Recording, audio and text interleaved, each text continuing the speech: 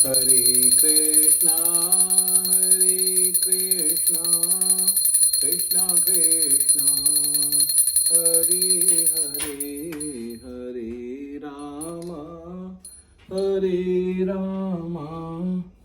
राम राम हरे हरे।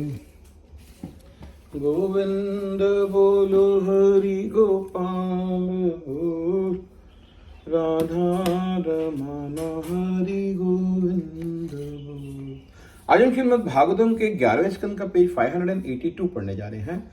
अस्त्र उठाकर वे यादव बलराम जी का वध करने के लिए उनकी ओर दौड़े और इससे कृष्ण बलराम क्रोध से धधकने लगे। लोहे के छड़े उठाते हुए कृष्ण बलराम ने युद्ध में प्रवेश किया और अपना विरोध करने वाले प्रत्येक यादव को मारने लगे। अंततः सब यदुवंशी मृत्यु को प्राप्त हुए।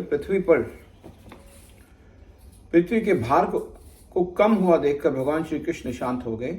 उस समय भगवान बलराम समुद्र तट पर बैठ गए और अपने मन को भगवान पर केंद्रित कर दिया। इस प्रकार स्वयं को स्वयं में लीन करके उन्होंने पृथ्वी लोक पर अपनी लीलाओं को समेट लिया। यह देखकर भगवान श्री कृष्ण सरस्वती नदी के तट पर गए और आचमन करके निकट ही एक पीपल के वृक्ष के नीचे बैठ गए। उन्होंने अपना चतुर्भुज रूप प्रकट किया, जिसका रंग गहरा तथा काम की स्वर्णिम थी। उनके कमल सदृश मुख पर स्मित मुस्कान और वे सुंदर लटों से सुशोभित था। उनके मकर कुंडल, कौस्तुम मणि तथा अन्य आभूषण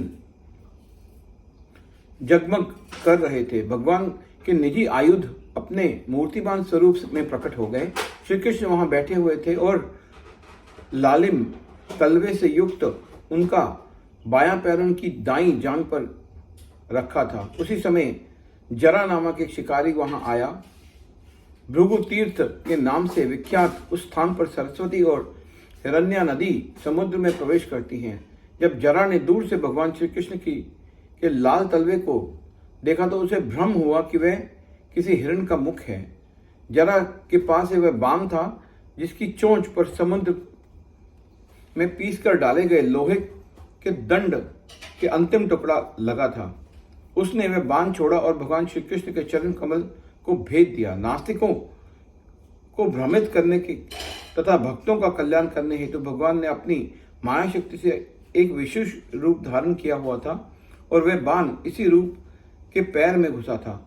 यह मायावी रूप भगवान का शाश्वत चतुर्भुज रूप से बहुत भिन्न था। जैसे ही जरा को समझ आया कि उसका बाण हिरण को नहीं अपितु भगवान श्री कृष्ण को लगा है, अपने इस अपराध से पर भयभीत होकर वह निकट आया और भगवान के चरणों पर सिर रखकर क्षमा याचना करने लगा।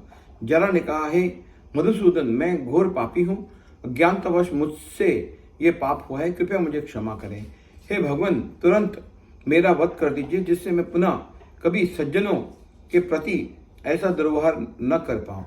श्री भगवान ने कहा, उठो, जरा भयभीत मत हो। तुमने जो कुछ भी किया है वह मेरी इच्छा से ही किया है। अब मेरी अनुमति से तुम भगवत धाम लौट जाओ। यह निर्देश प्राप्त करके जरा ने 3 बार भगवान की प्रदक्षिणा की और सिर झुकाकर उन्हें प्रणाम किया। तत्पश्चात वे उसे लेने आए विमान में बैठकर वैकुंठ धाम में लौट गया। वे शिकारी जरा वास्तव में भृगु मुनि थे, जिन्होंने युगों पूर्व उद्दंडता पूर्वक भगवान के वक्ष स्थल पर अपना पैर रखा था। फलस्वरूप उन्हें शिकारी का निम्न जन्म प्राप्त हुआ था, परंतु भगवान ये देखकर प्रसन्न नहीं थे कि उनका कोई भक्त इतने ग्रहित जीवन में रह रहा है। इसलिए अपनी लीलाओं को समाप्त करने से पहले उन्होंने उनके उद्धार का प्रबंध कर दिया। दारुक अपने स्वामी श्री कृष्ण की खोज रहा था। श्री कृष्ण के कुछ निकट आने पर वे वायु द्वारा बहकर लाई जा रही तुलसी मंजरियों की सुगंध का अनुभव करने लगा। उस सुगंध का पीछा करते करते वे उस स्थान पर आ पहुंचा जहां भगवान श्री कृष्ण एक वट वृक्ष के नीचे विश्राम कर रहे थे। हरे कृष्णा हरे कृष्णा।